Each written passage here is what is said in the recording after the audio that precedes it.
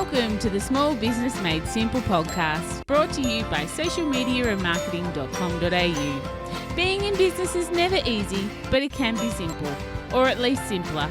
Join me, your host Jen Donovan, every week where we focus on marketing, social media, and working towards simplifying your business. You with me? Let's do this. Gonna dream it big, 'cause someone out there listening. Everyone's got a voice to give, and it's time I heard you whistling, 'cause there's no point at all, in dreaming small. Why, hey there, my fabulous listener. Welcome to episode 191 of the Small Business Made Simple podcast. Thank you, as always, for lending me your ears today. I know there's lots of choices out there, and I appreciate you checking in with me every week to listen to a little bit of marketing and social media chit chat. If you're enjoying this podcast, then I would love you to leave a screen or take a screenshot, not leave a screenshot, to take a screenshot and share it on your socials and tag me, because I would like to get to know you a little bit too. But if you're into doing really big favors, I would really love you to go and leave a review and a rating wherever you're listening to this, if that happens to be offered wherever it is that you're listening to this, because that would mean a lot to me as well. Don't forget, you can find everything that we talk about in the show notes for this podcast, and you can find them at all the W's, social media and marketing.com.au/191. On today's episode, I have a guest. Her name is Nadine Nethery, and she is from Can Do Content, and she's a copywriter who copywrites with intent and with strategy. I don't know about you, but I never get tired of talking to copywriters. I always think you can take away like one piece of gold from every copywriter you hear talk, or every copywriter you read their content from, which can help us become better copywriters, better email writers, and better at our social media content. So I was stoked when Nadine reached out to come on the podcast to have a bit of a chat to us. And if you ever sit there on your computer, ready to post on social media, ready to send out that email, and you just sit there with your fingers on the keyboard and they don't seem to move because the words won't come to you, then this is certainly a great episode for you to listen into. So let's get into it. Let's have a chat with Nadine. Hey Nadine, how you going? Hey Jen, how are you? Thanks for having me. Oh, my pleasure. So excited to have you on and talk about words and content. I just think my audience members and myself, I love, hearing from different people who are so good at things that I'm not particularly great at. So super excited to have you on the podcast, of course. But for my amazing audience who perhaps don't know about you or about your business, could you tell us a little bit about who you are and what you do? Yeah, sure thing. So I'm Nadine Nethery, founder of Can Do Content and a proud strategic copywriter who works with women-led brands who want to approach copy and content for their business more intentionally, so they can attract, delight, and retain their dream customers beyond that first purchase. That's so hard to get.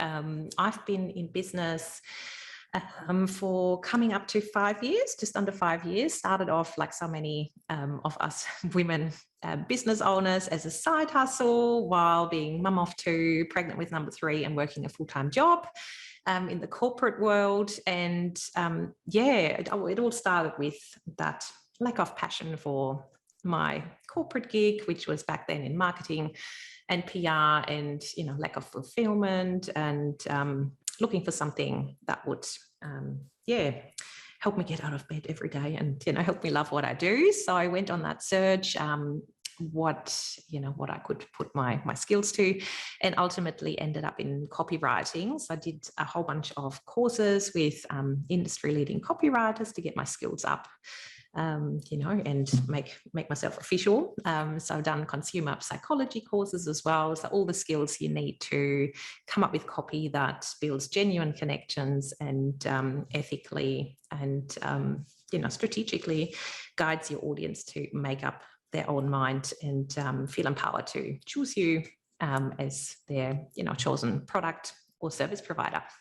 Yeah. So where did the name Can Do Content come from? Like, was that just like a 3 o'clock in the morning thought for a business name, or has it got something else behind it? No, it's very intentional. Everything with me is very intentional. It's all about, like, I'm a very positive person. And so the same goes for my business. So I want to show women business owners that, it all comes down to your can-do approach. Ultimately, if you have the passion and the drive, you can make things happen, and you can, fulfill that dream of yours. And copywriting is very much the same. So if you have a big vision, writing your own copy is very much a can-do approach as well. So setting your mind to it and taking the right steps to empower yourself with all the tools and insights to write your own copy. Yeah. So for anyone who's listening who perhaps hasn't worked with copywriter before, how do they know it's time to work for a copywriter? And I suppose one step back from that is, what is a copywriter? Is it different to a content writer? Is it different to a blog writer? Is it different to a website writer? Like, what is, a copywriter, and when do we know we need one? Yeah, so copyright has become in all shapes and forms and sizes. Yeah. And it really comes down to, what you need in your business, where you're at in your business as well. So obviously businesses have got varying budgets as well, and varying needs. It depends on how far along you are on your business journey, whether you've got existing copy that you've written yourself that needs to be, reviewed and tweaked and tightened, or whether you are starting out and literally have no clue and want to hand it over to someone who can do it properly for you from the get-go. So copywriters basically help you come up with the words for your business that build relationships and that give you consistency and clarity and get your point across. So your point of difference, what makes you stand out, why people should choose you, the transformation that you offer. Copywriters basically package that into concise messaging that builds connections and guides readers to be ready to purchase or to take that next step, whatever that action is. Yeah, I think that is why they should choose you is such a powerful thing to sort of maybe hone in on, because we live in an extremely crowded and noisy marketplace. I don't care what sort of business you are in, competition is high, and to stand out in that crowd. Obviously, I talk a lot about human to human marketing and showing up for your audience and how to stand out that way. But the copy that goes with that, both in the spoken words, but also in written words, is just so important. So how does that look from your point of view, from a professional's point of view, for as far as, letting words help you stand out from the crowd? Can you give us like maybe even 1 or 2 tips or an example of how that could work for someone? Yeah, totally. So it's, I love to call it the so what factor. Yes. What's in it for me? Yeah. People are inherently selfish, and if you can present them on a platter why it matters, the benefits that are in it for them. So take a step back, whatever message or blog post, social media post you write, make sure the so what comes across in everything. Like, why do they need to sign up to your lead magnet? Why do they need to call with you? Why do they need to choose you as their service provider? So the so what is super important.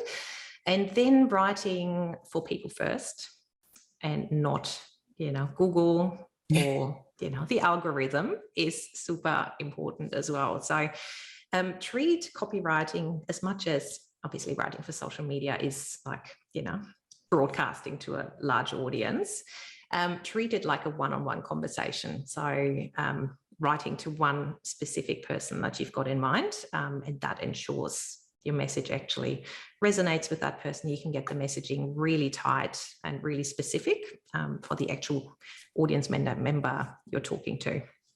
So they would be my top 2. So what? And one-on-one. So I think you brought out such an interesting point there, and I know that this is something that you really like to dig into with your clients, but you're talking about talking to one person rather than talking to many.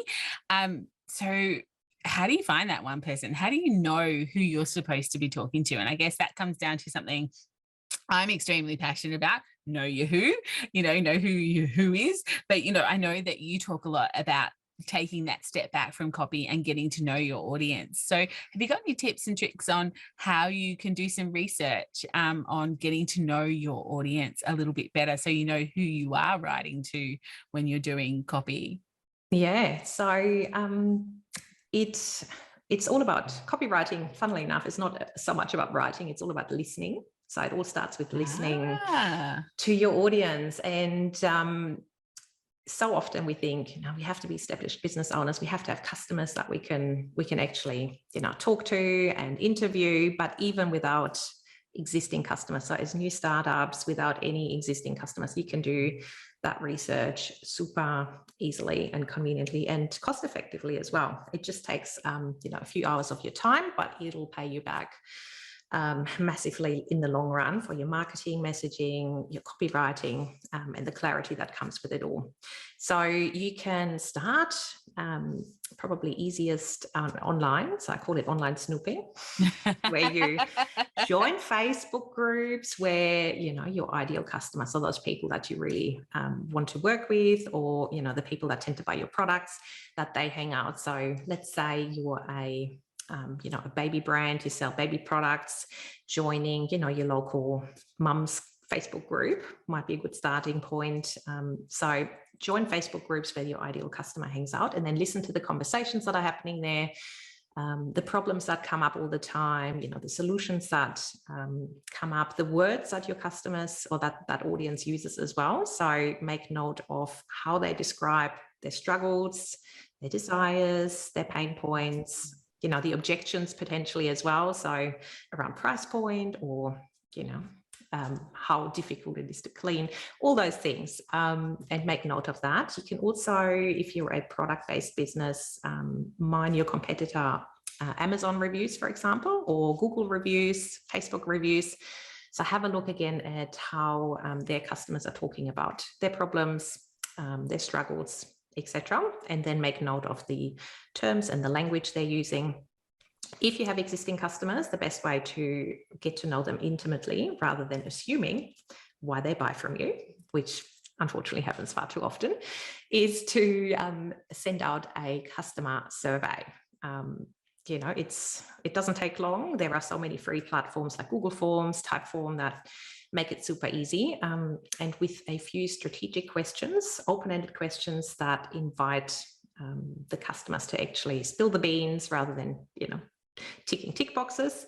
You again get into their brain, and it helps you join the conversation that's already happening in their mind. So you find out why they looked for your services or your offer in the first place, the transformation that they were looking for, potential objections they might have had around purchasing from you, the transformation that they went on, and how their life has changed with that product or offer or service in their lives. And then literally plonk that into buckets, come up with a spreadsheet. It's not fancy, and list, any objections that come up, any pain points, desires, then pick up themes and patterns. And then basically you have marketing material and messaging that you can use for months and months to come. And the copy all of a sudden is no longer, pulled out of thin air. It's actually geared towards that one audience member who then reads the copy and reads your social media posts and feels deeply heard, seen, and understood. I love the way you mentioned a few times about using their language. I think that is something that we miss the mark on sometimes, is we get so bogged down in our own business that we forget to use the language of our buyer.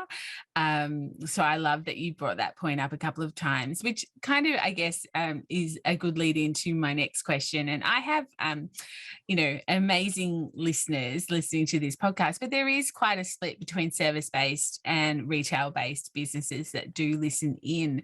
So what do you find is probably one of the biggest mistakes that people make in copy, perhaps in the service based, but also in retail based? And, can you give us a bit of an example of either of those? Yeah, so let's start with the e-com brands. They love to focus on features over benefits, unfortunately. So telling you everything about dimensions and colors and materials, when ultimately you are still selling a transformation. So people want to see how their life is going to look with that product, within their life. So again, going back to an example here, let's say, silicone baby plates, like as an example, sticky plates that stick to the high chair and won't fly off. So you can speak to, peace and quiet in the morning. You can actually enjoy that morning coffee because you don't have to crawl around on the floor and mop up the mess because it's stuck to the plate. So it's again, putting yourself into your audience's, mindset and seeing what is actually happening in their life that your product fixes. So speak to those benefits and the transformation and show very visually and tangibly how you can, how your product solves that. When it comes to e-com brands as well, too often, especially the brands that I work with, they're usually, one-woman shows, and they love to hide behind their brand and their product, and they don't show up anywhere on their website, and their story, it's very top line. And really, let's face it, we buy a product, but we buy into the story that comes with the brand.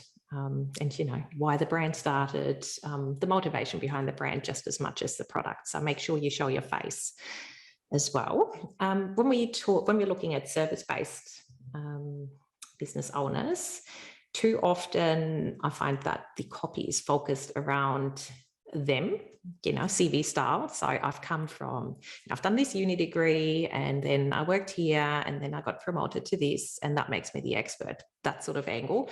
When really it should be, again, about the customer and helping the customer identify whether you are ideally positioned to help them with their struggles. So, we need to shift that perspective to show, who you're for, what you can deliver. And, apart from your CV style about page. So focus on your audience rather than yourself, and show that you understand where they are, where they want to be, and how you can get them there. Yeah, beautiful. I have a little saying that I use so often in my workshops of, people come for the product, but they stay for the community. So, if you want repeat customers, give them a reason to stick around. Don't just, give them the product and then send them on their way. Like, people will stay for a community if you're showing up, if you're leading, if you are, having that human to human marketing moments with them. So, so I love that you kind of tapped into that as well.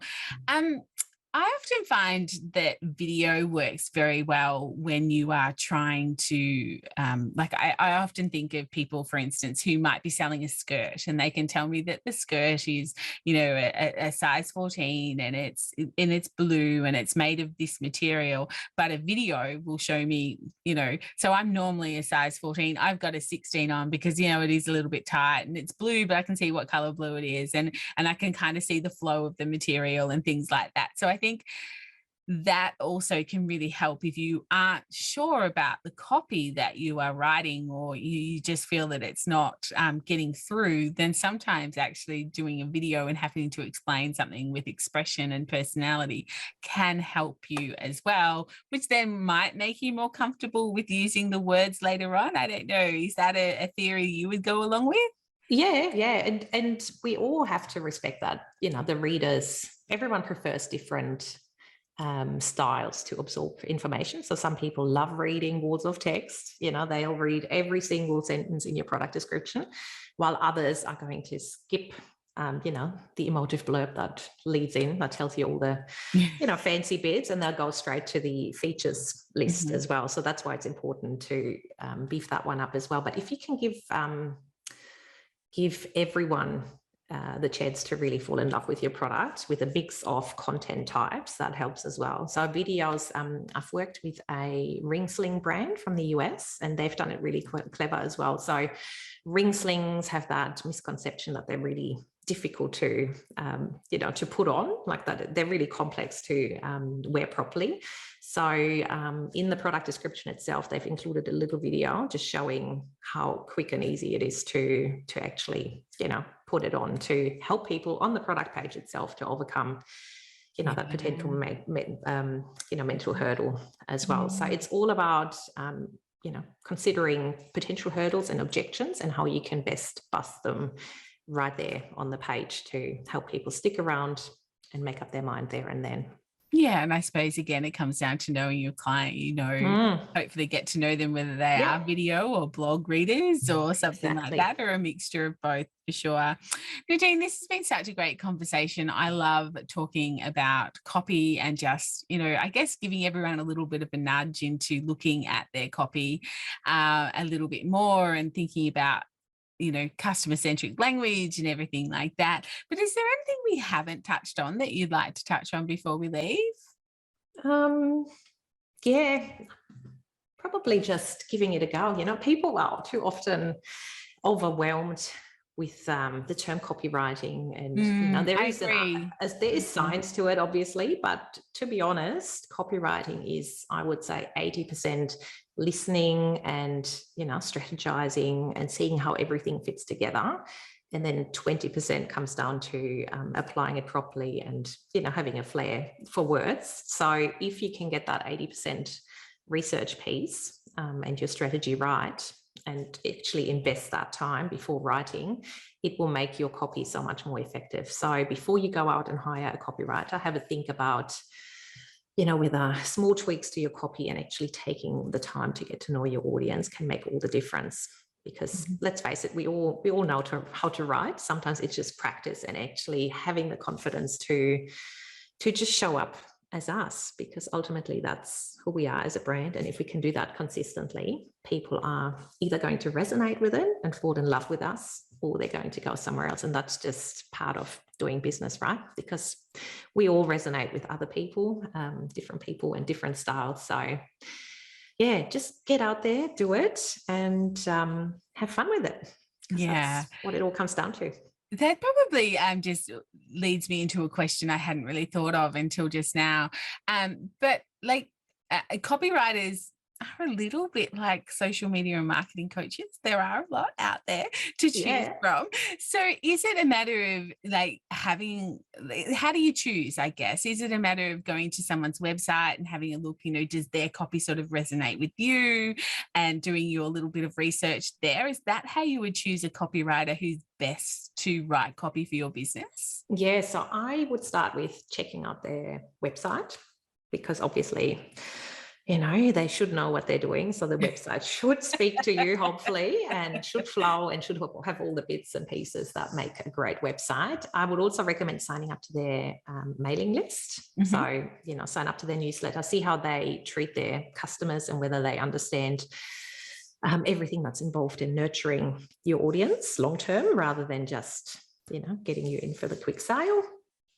And then it really comes down to ultimately your budget. So there are copywriters that, give you the copy that you ask them to do. But if you want someone to give you more guidance and take a step back and help you look at your offer and your products and how they fit together before writing the copy, then obviously that comes at a different price point. So it's working out your price point to see what you can afford right now, and then jumping on a call with copywriters. I would say it all comes down to, the vibe, and whether on the call, the copywriter takes the time to really get to know your brand, to potentially also question, what you come to them with and what you're hoping to achieve. So that they're not just order takers, but they come to the table with that strategy and bigger picture view as well, that can ultimately transform your business.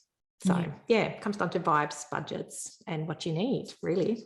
Yeah, perfect. Yeah. Perfect. Totally agree. Absolutely. And Nadine, if anyone is listening and would like to get in contact or do some research on you a little bit more, where's the best place for them to get in contact? Yeah, so I hang out on Instagram mostly. So my handle is at candocontent. You can also hop over to my website, candocontent.com. And if you want to suss me out and sign up to my mailing list, I've got a fun quiz that helps you work out your customer charming superpower, and how that can help you to attract, delight, and retain your dream customers. And once you complete that, have your profile, you get specific tips and tricks how you can use your copy to nurture your audience and your customers. Yeah, beautiful. Love good quiz. Yeah. Always in for a quiz. Thank you so much for coming on and sharing your amazing knowledge around copy. I really do appreciate it. I'm sure that my listeners do as well. And we'll catch up again really soon. Thanks for coming. Yeah. Thanks for having me, Jen. It's been a pleasure. Thanks. Fantastic. I really hope you enjoyed that chat with Nadine. If you want to get in touch with her, all the links are, of course, in the show notes at socialmediaandmarketing.com.au/191. The so what question is so important, and I'm so glad that Nadine touched on that. Answering that so what question can really help you become better at copywriting, and better at copywriting with intent that you know is going to get to your ideal client, is going to get that head nod test or that reaction from your ideal client. I also love that she taught us that copywriting was as much about listening, in fact, more about listening than what it is about writing. I'd never really heard copywriting described as that. So that really made me sort of go, okay, that makes so much sense. So if you take one thing away from this interview, I hope it was that, and also answering the so what question. But let's continue this chat in the Like-Minded Business Owners Facebook group. If you're not a member already, then head over there and join. I've got some great guests coming up. I've had some great guests as well. So all the live videos exist there. So feel free to go and listen to the ones that I've already done and keep in touch for the ones that are coming up. Some really great experts in their field giving you and giving me their time to help learn and become better at this small business thing. But that's it for another episode of the Small Business Made Simple podcast. I will see you next week on the podcast for episode 192. If you've got any suggestions on what I should do for episode 200, please feel free to reach out. It's going to come quicker than I know. But in the meantime, if we're not already hanging out on social, let's go get social on social. You'll find me on Instagram, Facebook, and LinkedIn under Jen Donovan. But whatever you do, remember, my small business peeps, as my opening song says, there is no point in dreaming small. No time like the present. Tell it like you feel it, say it proud, be true, and let us see you for the star that you are. No point in dreaming small. I would like to acknowledge the traditional custodians of the land, the Yorta Yorta people, on which I record this podcast and conduct my business today, and pay my respects to their elders, past and present. I extend this respect to the Aboriginal and Torres Strait Islander people here with us today as well.